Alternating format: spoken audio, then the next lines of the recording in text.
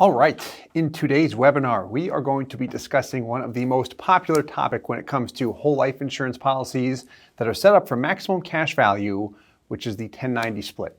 So if you're new to this, right, some people are new to this topic, this idea of a 1090 split.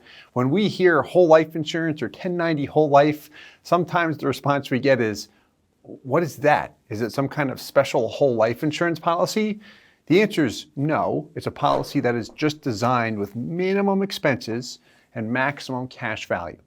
So if you're interested, or if anyone's interested in a whole life insurance policy and your goal is to maximize the cash value, you might not care about the death benefit. Maybe you do, but you say, hey, my main focus here, Steve, is to maximize the cash value up front, maximize the cash value long term.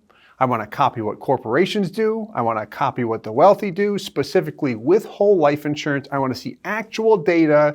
I want proof that it works, but I want to copy what the big players do. What do they do with whole life insurance specifically? Because when we look at a whole life insurance product, with respect to the cash value, what is it? Core benefits of the cash value: safe, liquid, tax-free area to position money. Tax-free if we don't trigger a taxable event.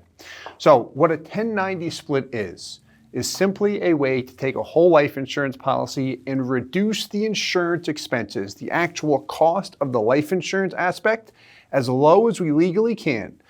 When I say as low as we legally can, based on the insurance company limitations, based on the IRS limitations, how do we reduce costs and then maximize the cash value? So what a 1090 split will do for you is minimize expenses, like we just mentioned. It'll also minimize compensation for the agent. So if you're an agent or you're in the business and you want to offer these policies, high cash value policies to your client base, it will require a lot of volume or very, very high quality cases. These types of designs are very popular and very common among corporations. So when you look at corporations that take out whole life insurance policies on executives at the company, typically their minimum premium policies, the bulk of their payment is going toward the paid up additions rider to optimize that cash value growth. Now, if a corporation is paying $1 million into a policy and the premium piece is 10%, that's a $100,000 base premium. So when I say that the case quality has to be very high, if you're in the business trying to really generate revenue for yourself or your company, you do need a lot of quality business or a high degree of volume at the end of the day. So when we look at the 1090 split, to provide some information here, is 10% always the minimum premium? Because it's 1090, what that means is, again, if you're going to pay any amount of money into a policy, if I just buy a whole life insurance policy, what does that look like? Well, I go to buy a whole life insurance policy. I might say I would like a $1 million death benefit. I receive that $1 million death benefit and I have a premium that I pay. Perhaps it costs me $25,000 per year. I pay the premium every single year. I typically have next to nothing in cash value right off the bat, and eventually the cash value grows, and I've got that $1 million death benefit forever. Basic life insurance policy with all of my money going toward the premium piece. So a 1090 policy, a 1090 split, what that involves is of the premium, only 10% of my payment is directed toward the actual premium payment. And then the other 90% is directed toward riders that accelerate the cash value growth. So a question we sometimes get is 10% always the minimum premium that one can have? And the answer is no. It depends on the insurance company. Where the 1090 split comes from is really when you look at the major mutual companies, a lot of times you'll see the lowest that you can drive their minimum premium is about 10%. We're going to touch on some specific examples of smaller and larger companies shortly. But to hit on policy design first. So again, if you're interested in a policy, you want maximum cash value. That's the name of the game, right? That's what you want. How do you actually get that? Well, it does have to be designed by the agent you are working with. So when we actually design a policy, you and your agent, when you set it up, instead of taking that approach we mentioned earlier, I want a $1 million death benefit. How much does it cost me? Throw that out the window and you can say, here's how much money I'd like to pay into a policy. Or a better way to phrase it is, here's how much money I'd like the ability to be able to pay into a policy. This way I'm not committed to a large dollar amount. I can commit to a small amount and make additional payments at my discretion, creating a lot of flexibility. So, policy design, when we say the policy has to be designed by the agent, here's how it works. If you're going to pay any amount of money into a policy, you, the policyholder, can actually decide where your money goes. I can direct it toward premium dollars. So money I pay toward the insurance premium piece of the policy, premium dollars. So this is often referred to as the base premium with a life insurance policy. Premium dollars, I like to call these the initial insurance expense, often do not show up in cash value during the first and second year of a policy. The reason why is because the insurance company is going to overcharge me for the death benefit up front.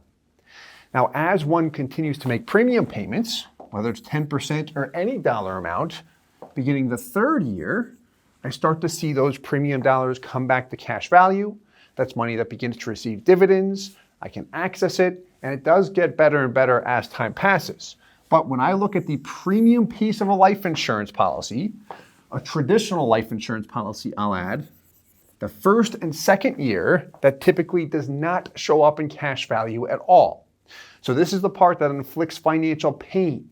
The reason why people often do not purchase whole life insurance when they're interested in the cash value is because of the upfront hit. So naturally, how do I minimize the upfront hit? Well, how low can I go in the premium? With a lot of those top companies, I can drive it as low as 10%.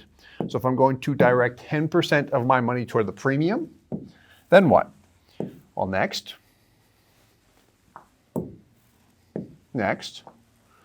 I can direct the rest of my money toward that PUA, stands for Paid Up Additions Rider. I like to refer to this as a cash dump in. Money I allocate here shows up in cash value. If I made a $10,000 PUA payment, for example, I would see, depending on the company and product I select, anywhere between 90 to 95% of that $10,000 available immediately. That's money I can access. I see it beef up the cash value, the guaranteed values and the non-guaranteed values. Begins to earn dividends. This is the key to accelerating the cash value piece of a life insurance policy. Now, you will see that it purchases you some life insurance. On average, this will depend on an individual's age, health, and gender, but if you were to pay $10,000 into that PUA payment, you might see on average another $30,000 or so come back in life insurance as well. That's important to note as we progress through this evening's webinar.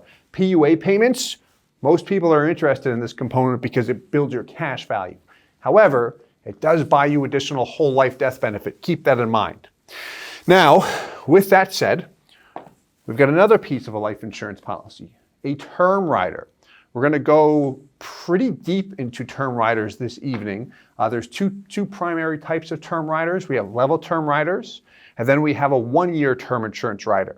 A one-year term rider can work beautifully if it's set up correctly. We can really maximize the flexibility to be able to add additional funds into PUAs at discretion. We're going to go through exactly how that works and the pros and cons to it. But the main benefit to a term insurance rider is this: raises your MEC limit in a cost-effective manner. If you don't have a term rider, you cannot have a 1090 split.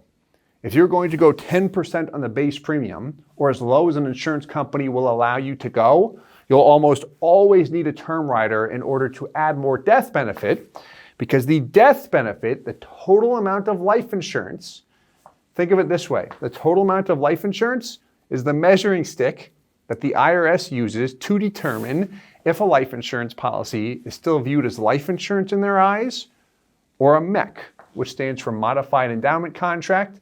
If your policy becomes classified as a MEC, the cash value grows tax deferred, but anything you access, you have to pay ordinary income tax on the gains and a potential 10% penalty tax.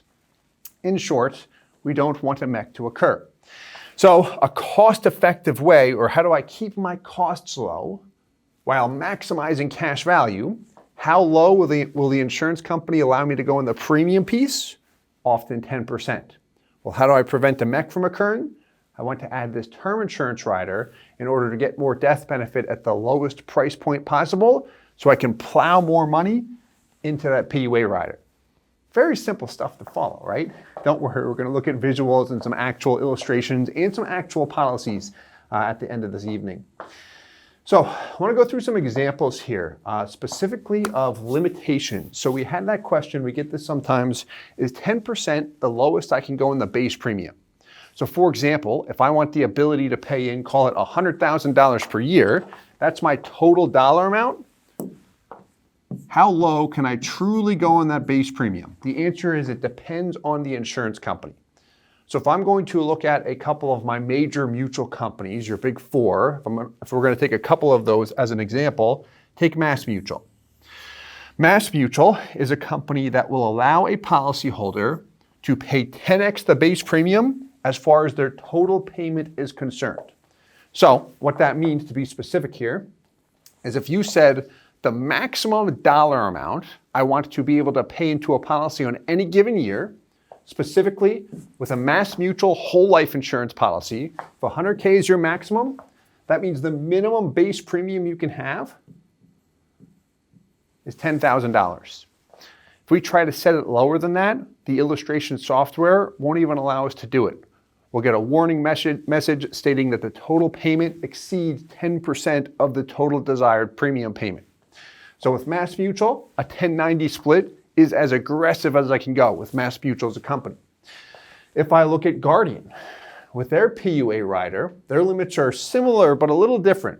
How they work, a recent change that occurred, that went into full effect beginning of 2022, is in the first year, they actually allow policyholders to pay up to 50x the base premium in a PUA payment.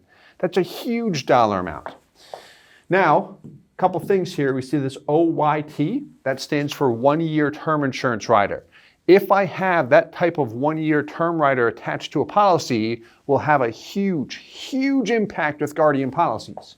For example, if I elect not to attach that 1 year term insurance rider to a Guardian policy, with the exception of the first year, where I can go up to 50 times my base premium, Guardian will allow me to pay a maximum of 3x the base premium each year into PUAs.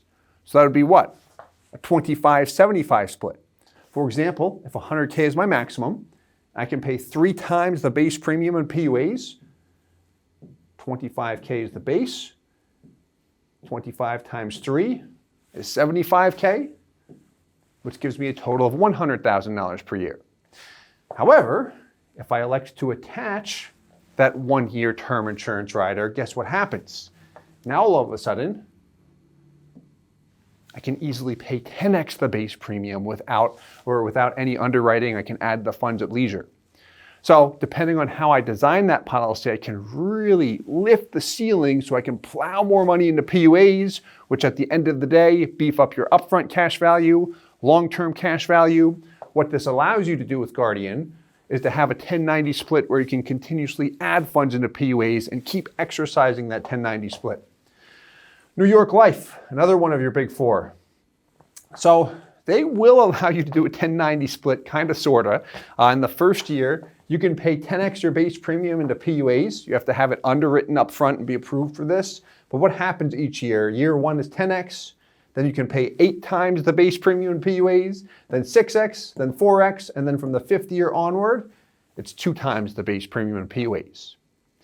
And then when you look at smaller companies, we're not going to sit here and go through every company out there this evening, but when you look at smaller companies, if you look at a smaller company like AUL, which stands for American United Life, they're owned by One America, they will allow a maximum blend of 25/75, meaning wherever you set your base premium, if you said, hey, I want AUL and I want to be able to pay in $100,000 per year, we can set the base premium as low as $25,000, which, remember, does not show up in cash value right out of the gates. And then 75, 3 times the base, can go into PUAs. Some smaller companies like Security Mutual Life and Lafayette Life do not have a multiplier, like a 10% minimum premium or anything like that. Their specific language allows one to pay $500,000 per year into PUAs. However, they do have limitations with their term insurance riders. Typically, the lowest you can get the base premium with a Lafayette Life policy is about 5%. Lowest we've ever gotten it was about 3.5%. But smaller companies sometimes will allow you to be a bit more aggressive there. So, the purpose of this is to provide some information, call it awareness, to know how low can I truly go on the base premium, which every single time will give you more cash value up front, stronger cash value when I look at the guarantees, and in the majority of illustrations, more money long term, and then when I look at real data, actual performance, more money long term as well. Sounds like a win-win, right? Let's keep going here. Again, if you have questions, add them in the Q&A box, and we will hit them at the end. So, 1-year term insurance rider. This one will be interesting. So, a 1-year term insurance rider. We mentioned that with that Guardian example. We can attach it to a policy, and if it's attached to a policy, what does it allow one to do with Guardian? Instead of just being able to pay 3x the base premium into PUAs per year, now I can pay 10x the base premium into PUAs per year. Without any underwriting. I can just log onto my online account and throw money into the policy anytime I want. And all companies have different rules with their 1-year term insurance riders. But we're going to go through some information here. First and foremost, who uses it? Corporations use it. Actually, a couple of years back when I was taking my CE credits, just went through the business planning, one of the business planning courses for CE credits. And one of the questions, I already knew this from designing policies for corporations, but one of the questions was, when is a 1-year term rider commonly used? And the answer was for corporations, because it's a means to add term insurance and then add more money into PUAs to beef up that upfront cash value, because the cash value is an asset on their balance sheet. They do not want to take a huge negative hit. Same is true of wealthy individuals.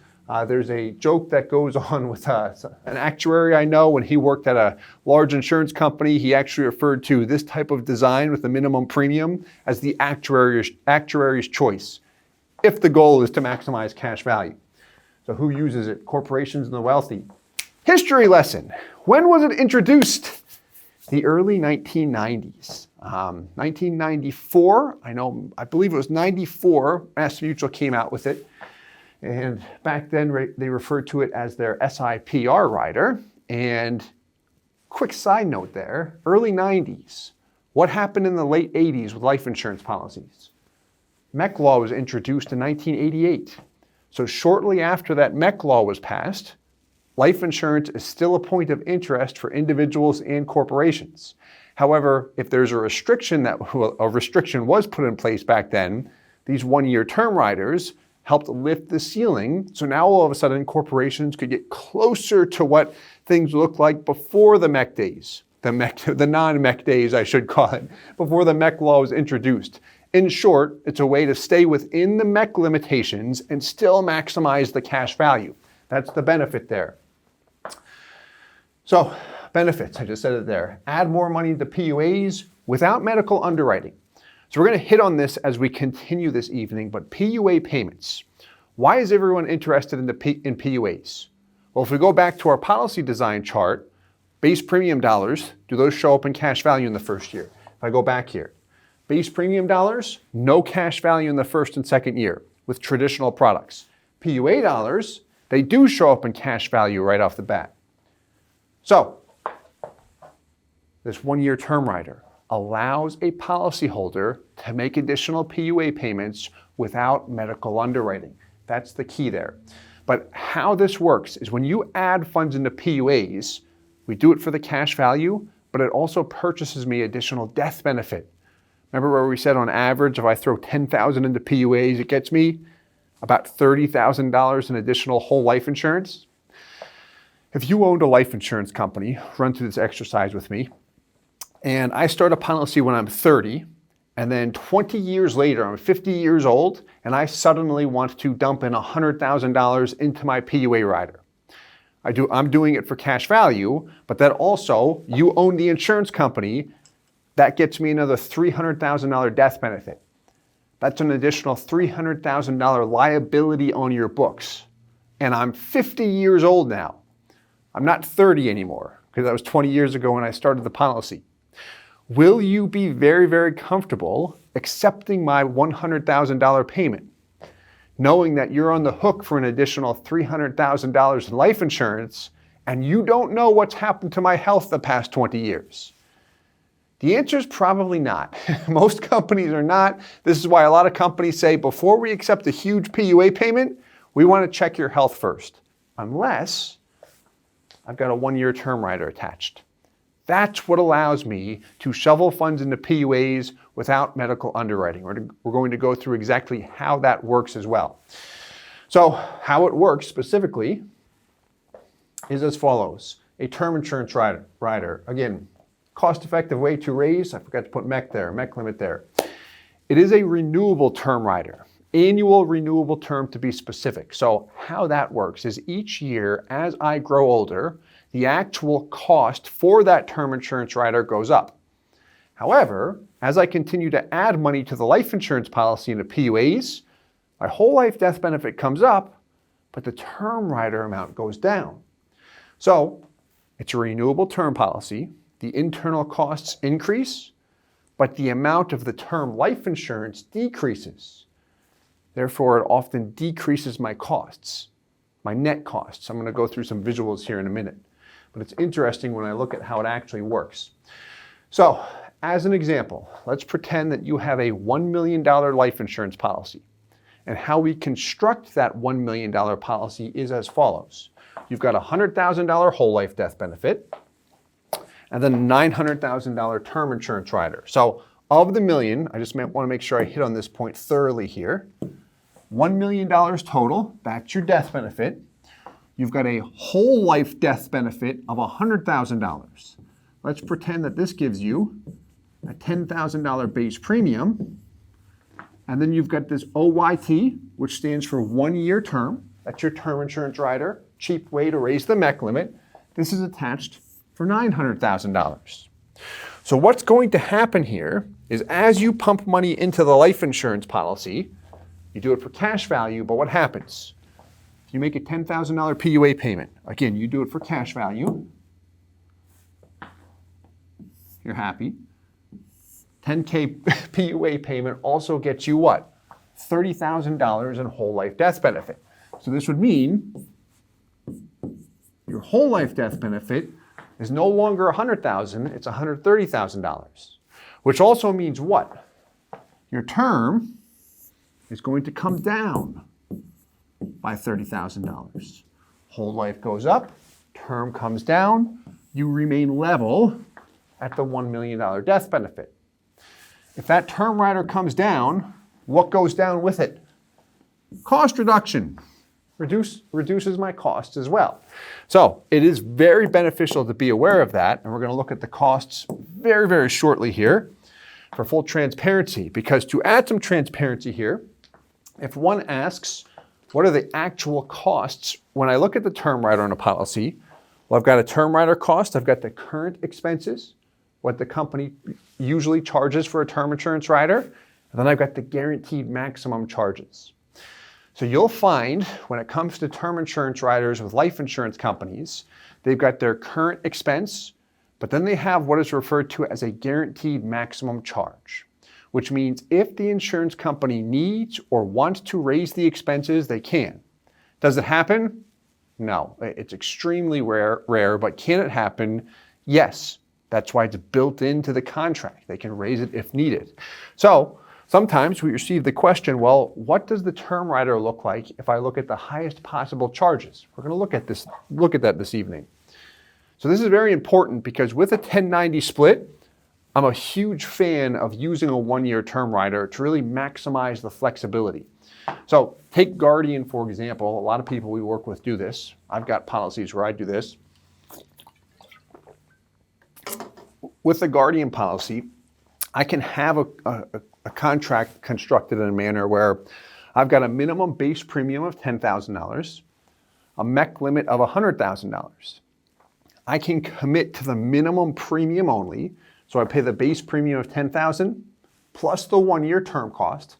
Let's assume that's $1,000. So I pay $11,000 per year, and then 100% at my discretion, I can just throw more money into PUAs. I can do that through my mobile app, online account, I can mail in a check. It's extremely flexible. So because that 1-year term rider is attached, now I've got the ability to commit to a minimal amount and to dump more funds into PUAs however and whenever I want. Very flexible. You could do the same thing or a similar thing with MassMutual, where you can 10x the base premium as far as a total payment. If you have their 1-year term rider attached, you can adjust your payments up and down each year. The only difference with MassMutual is we can only do it 1 time per year on our anniversary date when our minimum premium is due. At that point in time, we can bounce payments up and down. So some questions to ask, or if I was giving you advice and you said, hey, I'm going to meet with someone, let's pretend you were my brother or sister, and you said, what question should I be asking my agent? And I had the knowledge that I had as your brother or sister to say, well, if you want maximum cash value, I would ask some of these questions. How much flexibility do you want? Do you want to be billed for whatever the total dollar amount is each year? Or do you like the idea of committing to a minimal amount and having the option to add funds whenever you want? If you say, I want flexibility, this way the policy never feels like a burden. Especially with all the uncertainty right now in the stock market and economy, if I can set this at a number that I feel like I could hit my sleep, now all of a sudden, I can just pay the base premium each year. I could even pay that monthly, and then at discretion, I'll throw more funds into PUAs. Very, very flexible in that respect. What costs more? So if I want to compare different designs, rather than just take someone's word, take my word for example, that a 1090 with a 1-year term rider will generate the highest cash value, because it does generate the lowest commission, and the insurance company can only do so much with a dollar when you look at it.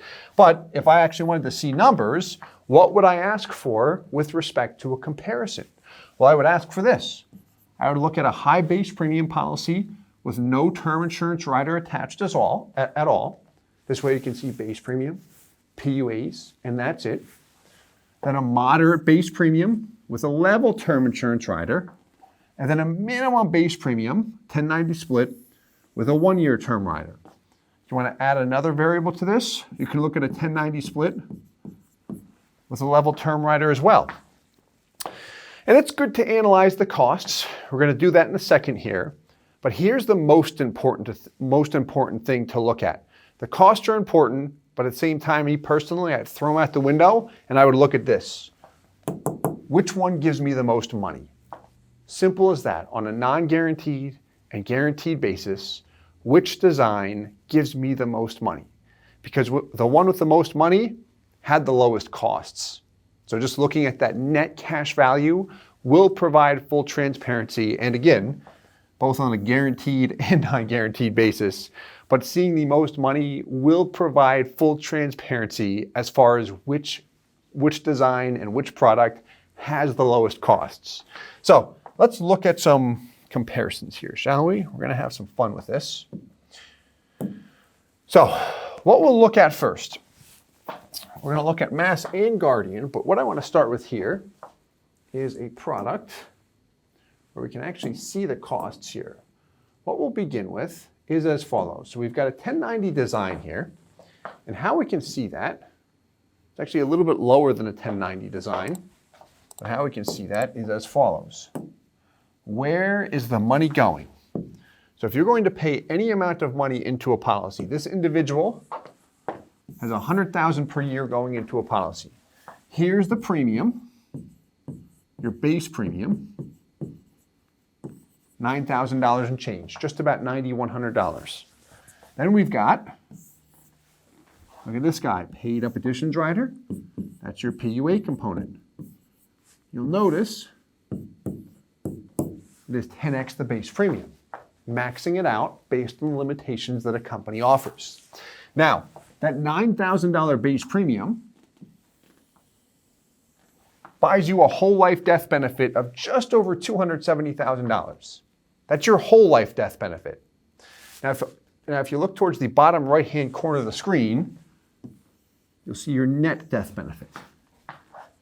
So, where's the money going? We've got our base premium, but then we've got this guy, target additional benefit. Another $1.8 million, a little bit more. What this is guess what? a term insurance rider. And it's a 1-year term insurance rider. How you can tell is it says it right here, 1-year term rider. And here's the premium for it in the first year, $628. Now, you'll notice it gives you the first year cost, but what about every year after that? Let's scroll down and see if it gives us the cost. It does not, but it does give us some information, and we will calculate the cost here. So check this column out. Face amount of 1-year term. What's happening here? Look at your net death benefit. Stays level at $2.1 million. We fund this particular policy only for 7 years. We're going to look at an example where we're paying for a long period of time too. But what's happening is as your whole life death benefit is increasing, your term rider is decreasing proportionately. So as an example, year 5, you've got $600,000 left in term insurance. Your total death benefit is $2.1 million. What that means is your whole life death benefit is about $1.5 million. Because 1.5 plus the $600,000 in term gives you the total death benefit of 2.1. If you like the nitty gritty here, just as far as the moving parts. So let's look at something else here, very important. As far as the term cost, because this provided the first year term cost, but that's about it. So some companies will give you the exact dollar amount, some companies don't. What some companies give you is something like this. I wish they would make things easier, or more transparent, I should say. This is one of my favorite companies, but here's what is going on here. So we see current OYT cost 1,000 and then guaranteed OYT cost 1,000. So what this means here is we see the word 1,000 here. For every $1,000 of term insurance that's attached to the policy for this 40-year-old individual, it costs 40 cents. And then what we see, the first 2 years, it does not increase. And then as we grow older, the cost for the term rider actually increases. The cost for every $1,000 of term. If we look at the guaranteed charges, well, you notice year 3 shoots up quite a bit. But what happens to the right? Your term rider comes down and then it's chopped off altogether beginning year 8. So with a term rider, we can always remove it. We can fully remove it or partially reduce it after the 7th year. In this case, we chopped it off altogether.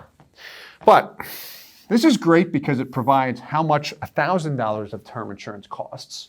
But what if you've got $1 million in term? What if it's $376,000? How do you just get the dollar amount? Because if I'm a consumer working with an agent and you sent me this, I'd be like, all right, how much does it cost? Like, that's all I want to know at the end of the day. The cash value looks good. I've got about 85% right off the bat. Okay, all well and good. So let's see exactly how much it costs here. What we do in a case like this is run the exact cost, plop it on Excel. So before I go to this guy, we take the cost per unit and just calculate it. You'll notice the first year, it matches up identical. If we go back to the illustration, you'll see $628.09 was the cost of that term rider. So it's very easy to calculate this. And then you'll see the cash values match up. And what we do that for the current term cost, and then also the guaranteed term cost. This way we've got full transparency with respect to the costs. So, still getting used to this board. Mark, if you're laughing at me, I hope you're having fun. All right, so what we'll look at next is same policy we just looked at. 100K per year going in for 7 years, nothing thereafter. We're going to look at a longer funding example next. But where's the money going here? This is the exact illustration we saw, just both examples side by side. Current and then guaranteed. So if we start out with the current, what do we have here? Base premium, almost $9,100. Total payment, $100,000. There's your cash value. 1, 2, 3, 4, 5 times 100 is $500,000. There's your break-even point. Your cash on cash year 5. your whole life death benefit, we added a column in here, then the term rider, and then your net death benefit. Fun stuff, right? So as that term rider comes down, your whole life death benefit comes up, keeping you level at the $2.1 million. Now what do we see here? Once the term is reduced, you're 1.99. We did a reduced paid up here as well. But here's your term cost, $628 and change. What about over here? Based on the guarantees. So let's get that out of the way.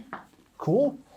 What do you notice? Exact same thing. So we're paying $100K per year in. What's happening here? Where's your money going? You've got the base premium, then the term cost, and then everything else is being funneled into PUAs. 1090 split, maximum cash value. Juice it, baby. All right, so there's your cash value. You paid in a total of 700 grand. Based on the guarantees, when's your break-even point? Between years 8 and 9 in this particular example. In the good old days, when we had a 4% guaranteed rate, you'd see that in this particular case, break even between years 5 and 6. This is a 3% guaranteed rate, so it's a little delayed as a result. Still a strong policy though. So what do you notice here? With the guaranteed term charges, year 3, they can shoot up, but even after that, they decrease quickly. And then once the term is gone, there's no more cost associated with it. So that's an example of a 1090 split funded for a short period of time. Let's take a look at a policy that's funded for a long period of time, shall we? We're going to come back to this in a little bit too. But here we go. Same thing. Well, not same thing. Different company. This is a Mass Mutual policy.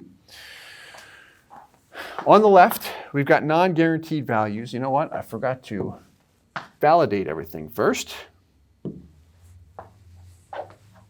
So we don't just jump to Excel. So here's the full illustration. Let's zip down here. We've got guaranteed values, everything. First thing we like to do with any and all designs is stress test a policy to make sure it does not mech. In an increasing dividend rate environment, we do not have to worry about a mech. If dividends go down, you've got to worry about a mech because the death benefit's going to appreciate slower than that original illustration. That's where people have gotten into trouble before. If that makes sense. Main point is always make sure your illustrations and your policies are being mech tested before you start a policy. So ideally what I like to see here is this policy is not a mech based on the guarantees, not a mech based on a midpoint supplemental values. That's a conservative dividend. And then when you see not a mech based on the current supplemental values, that means the current dividend interest rate. So this particular design here is a 1090 split. How we can tell is when we zip down here, just go down to the current values. I love it when they break the pages up. One more. There we go. Where is your money going? So here's an example where it's funded for 25 years, 100K per year. Here's your premium. Then you've got LISR. That is your 1-year term insurance rider. Almost $1.8 million. Term insurance. What's the purpose of that again? Cost-effective way to raise the MEC limit at the end of the day. Does not cost $8,000. I'm going to show you the exact cost in a minute. Then you've got your pure AILR rider, which stands for Additional Life Insurance Rider, $82K. That's Mass Mutual's terminology for their basic paid-up additions, their PUA rider. $100K per year going in. For 25 years, there's your total cash value, about 84% right off the bat. All well and good. Let's scroll down here, see how she looks. There's your cash value, end of 25 years. Let's look at this, because we're going to make this easier by looking at the illustration in a second. But what I want to look at is this guy. So there's your guarantees, which you'll see on the Excel spreadsheet. But let's go down here. Like all of this information is readily available, quite easy to access. Here we go. So outlay, current values, gives a nice breakdown as to where your money is going. What do you notice here? 100,000 total going in. What do you notice? Ailer payment, basic PUA, $82,000. Lister payment, which is a combination of your 1-year term rider plus PUAs. Well, I've got $8,000 going in. My specific question, if I'm you, I would ask this: how much is going toward the term charge? Well, here you go. $826 in the first year. And because we're funding for a long period of time, we kept this term on and allowed it to increase. So this will be an interesting study to see if we keep a term rider on with increasing costs, is it still in your best interest? There you go, we left it on for 25 years. The exact same thing is the case when we look at the guarantees. Those midpoint values I just scrolled by, that's based on a conservative dividend. Guaranteed values. So same thing when I look at the actual breakdown. Look at your term costs. Definitely shooting up faster, aren't they? So we did this. This is the whole life 100 policy. We also did this for the MassMutual's high early cash value. I'm not going to go through every illustration, but when you see the Excel spreadsheets, we exported all of the data from the illustrations to Excel. All right, let's take a look here.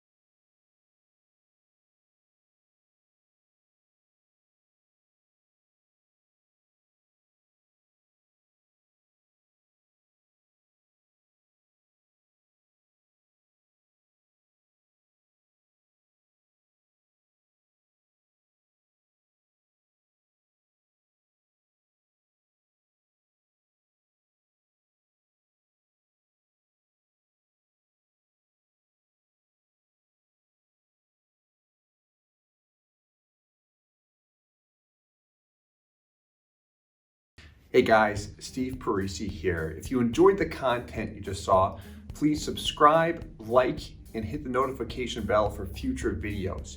If you'd like more information or to see some custom policies for yourself, feel free to call or email our offices at the contact information below.